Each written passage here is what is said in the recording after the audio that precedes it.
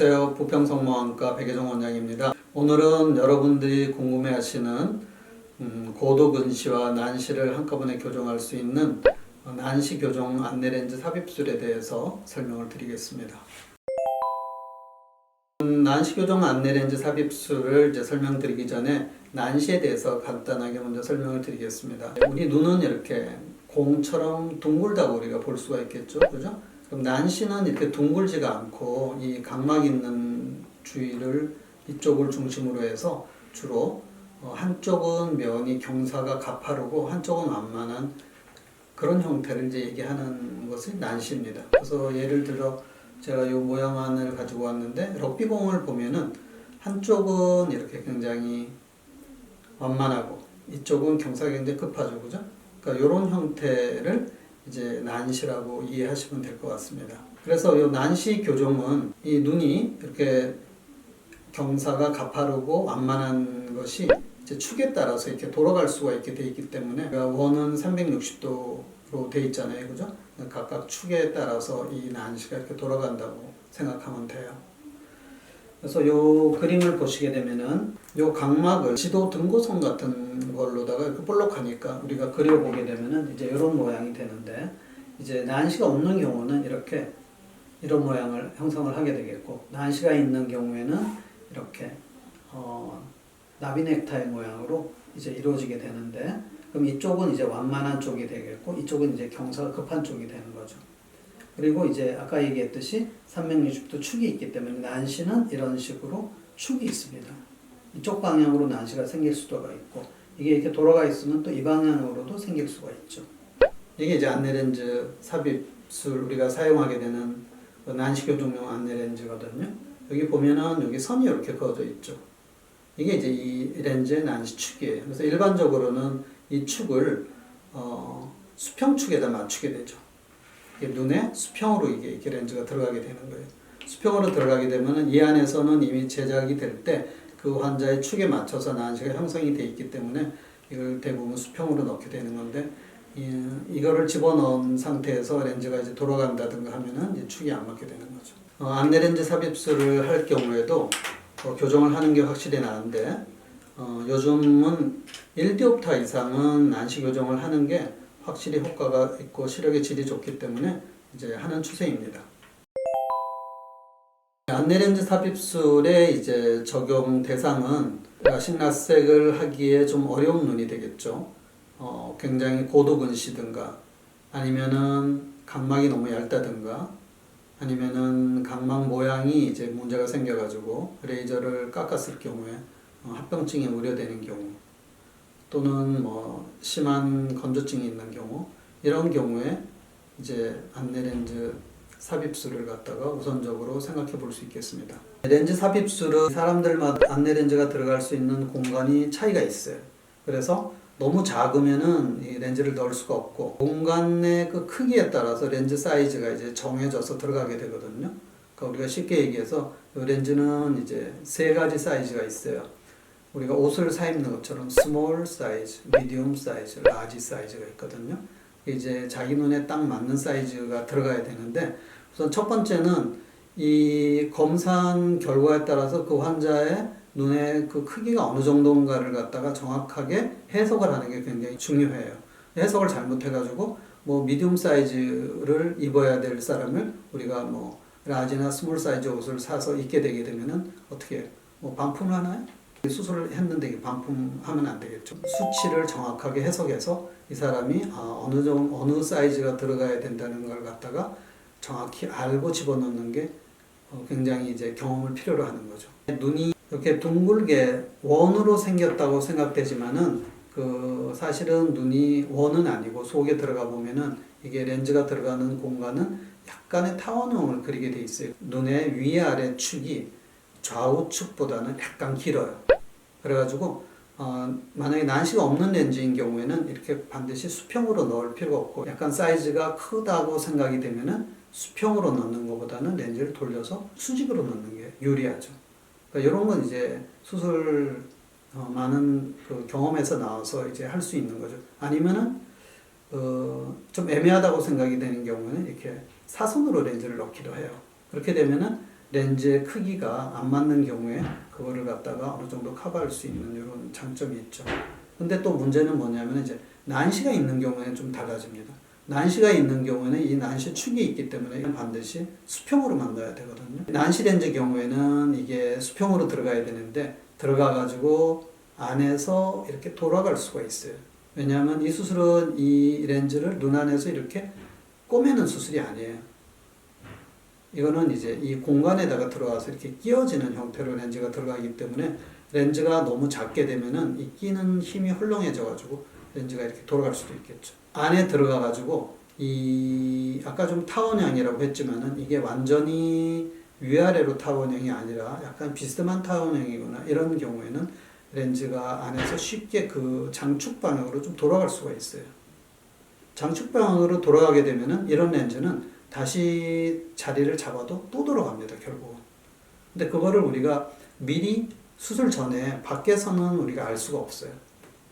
그런 경우에는 할 수 없이 렌즈를 갖다가 다시 제작을 해서 난시를 다시 역으로 계산을 해서 렌즈 주문을 해서 이렇게 이제 해야 되는 거죠. 그런 경우는 이제 상당히 까다로운 경우인데 제 결론은 이 안내 렌즈, 특히 이제 난시가 있는 안내 렌즈를 갖다가 삽입한다는 것은 굉장한 경험과 노하우가 이제 필요하다는 겁니다. 검사도 물론 이제 꼼꼼하게 해야 되지만은 결과를 어떻게 해석을 하느냐가 중요하거든요.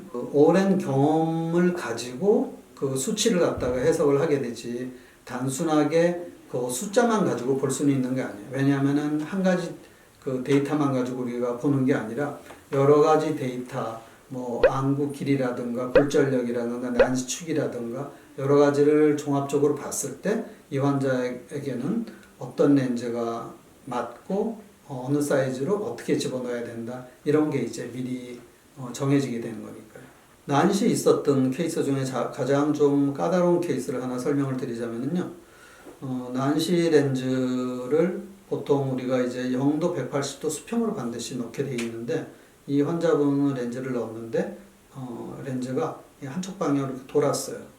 보통 이제 이렇게 도는 경우는 수술실에 들어가서 우리가 다시 맞춰주게 되면은 대부분 다시 돌아가지 않는데 이 환자는 하루 이틀 지나거나 다시 똑같은 방향으로 또 도는 거예요. 그러니까 결국은 뭐냐면 이 환자분의 눈은 이 렌즈가 이렇게 되도록 구조가 되어 있다는 거죠. 그러니까 예를 들자면은 눈이 이렇게 그 원으로 되어 있는 것 같지만 사실 이 안에서 이 환자분의 눈은 이렇게 타원형 같은 형태를 가지고 있는 거예요. 그러면 이 렌즈가 이렇게 들어가는 것보다는 이 눈은 이렇게 들어가는 게 그 훨씬 눈에 더 적합한 모양이 되겠죠. 그래서 이런 경우는 어떻게 해결을 하냐면은 이런 경우는 결국은 이 어떤 렌즈를 넣더라도 이 방향으로 돌아가게 돼 있기 때문에 저희가 이 돌아간 각도를 정확하게 잰 다음에 이 돌아간 상태에서 난시가 교정되도록 렌즈를 재주문을 저희가 했어요. 본사에다가. 본사에서도 이런 케이스는 뭐 세계적으로 거의 뭐 없다고 하더라고요. 거의 뭐 한두 케이스 있었나? 그 재주문을 이런 식으로 넣은 경우는 이 환자분은 그 돌아간 문제점을 갖다가 완벽하게 해결했던 그런 케이스입니다. 난시 안내 렌즈는 일반 안내 렌즈보다는 좀 까다롭죠. 일단은 렌즈를 넣었을 때 난시 안내 렌즈 축이 돌아가는 경우에 그거를 이제 해결할 수가 있어야 되는데 축이 돌아가는 거에 대한 해결에 자신이 없는 경우는 이제 과감하게 난시용 안내 렌즈를 못 넣고 일반 안내 렌즈를 주로 권하게 되고 환자들도 그걸 많이 수용을 하는데 그거는 좀 문제가 있습니다. 왜냐하면은 그 수술은 한 번에 끝내야 되고 가능하면은 각막을 안 건드려야 되거든요. 근데 일반 안내 렌즈를 넣고 나중에 뭐 라식이나 라섹을 한다 그러면 결국 각막을 건드려야 되기 때문에 그 수술하고 나서 환자분은 또 건조증에 이제 시달리게 되는 거죠. 시력의 질도 떨어지고 야간에 빗번집도 뭐 마찬가지로 생길 수가 있고요. 난시 교정 안내 렌즈는 이제 축이 돌아가는 경우가 이제 문제가 될 수가 있는데 이 축이 돌아가지 않도록 하는 노하우가 있어야 되고 그 다음에 축이 돌아갔을 경우에 그거를 해결할 수 있는 능력이 있어야 됩니다.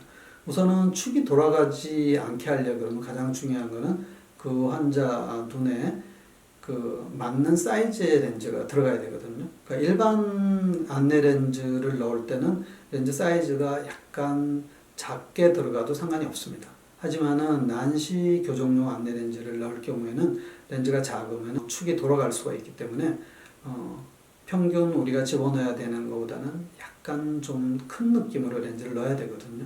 그런 거에 대한 이제 노하우가 있어야 되겠고요. 렌즈가 돌아가는 경우에는 아까 말씀드렸다시피 우리가 다시 축을 잡아줄 수는 있는데 이제 계속 돌아가는 그런 특이한 케이스가 있거나 이럴 경우에 그걸 갖다가 어떻게 해결할 수 있느냐 그런 노하우도 이제 있어야지 그 환자분한테 더 자신 있게 난시 교정용 안내 렌즈를 권할 수 있는 겁니다. 그래서 제 생각에는 그런 이유들 때문에 그냥 일반 안내 렌즈를 주로 이제 권하지 않나 그렇게 생각하고 있어요. 안내 렌즈 삽입술을 할 때 이제 난시는 양이 많은 경우에는 교정을 해야 되고 적은 경우에는 이제 교정을 하지 않는 경우도 있습니다.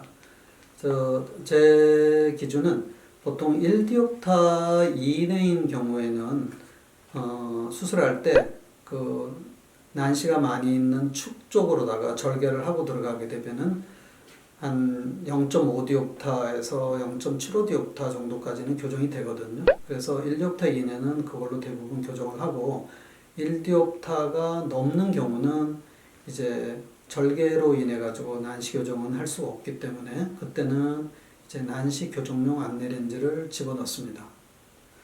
그리고 이제 고려해야 될 부분은 뭐가 있냐면은 같은 난시가 있더라도 예를 들어서 근시가 10디옵타인 사람이 가지고 있는 1디옵타의 난시와 근시가 5디옵타 밖에 안 되는 사람이 가지고 있는 1디옵타의 난시는 다르거든요. 그래서 10디옵타가 되는 사람이 1디옵타의 난시가 있다면 교정을 안 하더라도 그 사람은 수술 후에 별로 시력에 지장이 없을 수 있지만은 5디옵타 정도 되는 사람에서 가지고 있는 1디옵타의 난시는 상대적으로 크거든요. 그래서 그런 경우에는 교정을 해줘야 됩니다. 그래서 이거는 그 케이스 바이 케이스에 따라서 난시 교정하고 안 하고도 이제 고려돼야 합니다. 안내 렌즈가 두 가지 전방 후방이 있는데 그 들어가는 위치를 제가 요 모형안을 가지고 좀 설명을 드리자면은 홍채를 중심으로 홍채 뒤쪽으로 들어가게 되는 게 후방 안내 렌즈고요. 그 다음에 홍채 앞쪽에 들어가게 되는 게 전방 안내 렌즈입니다. 이때 이제 중요하게 평가해야 하는 게 뭐냐면은 안내 렌즈 삽입술을 할 때는 이 각막을 굉장히 중요시 하거든요. 각막 안쪽에는 내피세포라는 게 있어요. 그래서 이 내피세포는 한번 손상이 되면 회복이 안 되고 이제 아주 심한 경우에는 이제 시력을 잃어버릴 수 있기 때문에 가능하면은 각막 내피세포하고는 이제 멀리 떨어져서 렌즈를 넣는 게 좀 안전하거든요. 그렇다 그러면 어느 렌즈가 더 안전할까요? 이제 홍채 뒤쪽으로 들어가게 되면은 이 내피세포하고는 멀어지게 되고 홍채가 또 렌즈를 가려주기 때문에 그 각막 내피세포를 더 자극을 덜 하게 되겠죠, 그죠? 그래서 제 생각에는 전방 안내 렌즈보다는 후방 안내 렌즈가 장기적으로 좀 더 안전하다고 볼 수가 있고, 그 다음에 또 어떤 외부적인 충격을 받았을 때도 앞쪽에 노출되어 있는 것보다는 뒤쪽으로 숨어 있는 게 더 안전하겠죠. 예를 들어서 장난을 치다가 눈을 주먹으로 맞았다 이런 경우에도 후방 안내 렌즈가 그런 면에서는 훨씬 더 안전하다고 볼 수 있겠습니다. 전방 안내 렌즈를 이제 넣게 되는 경우는 몇 가지 경우가 있는데, 우선 후방 안내 렌즈를 넣을 공간이 뒤쪽이 너무 협소한 경우에 어쩔 수 없이 전방 안내 렌즈를 선택할 수도 있고, 난시가 많은데 이 난시가 돌아갈까 우려가 돼가지고 이제 전방 안내 렌즈를 선택하기도 합니다. 그 후방 안내 렌즈는 말씀드렸다시피 렌즈가 뒤에 끼워지는 형태이기 때문에 헐거운 경우에 이제 돌아갈 수도 있거든요. 그런데 전방 안내 렌즈는 끼우는 형태가 아니라 집게처럼 렌즈가 홍채를 갖다가 이렇게 물고 있는 형태이기 때문에 난시축이 이제 흔들리지 않는다는 이런 장점은 있습니다. 그런데 이제 가장 큰 단점은 전방 안내 렌즈는 각막 내피세포하고 너무 가깝기 때문에 내피세포를 점진적으로 감소시킬 수 있는 우려가 더 있다고 봐야 되죠. 그래서 어쩔 수 없이 전방 안내 렌즈를 선택을 하셨다 그러면은 각막 내피세포가 감소하지 않는지를 매년 체크를 해보는 것이 굉장히 중요하다고 하겠습니다.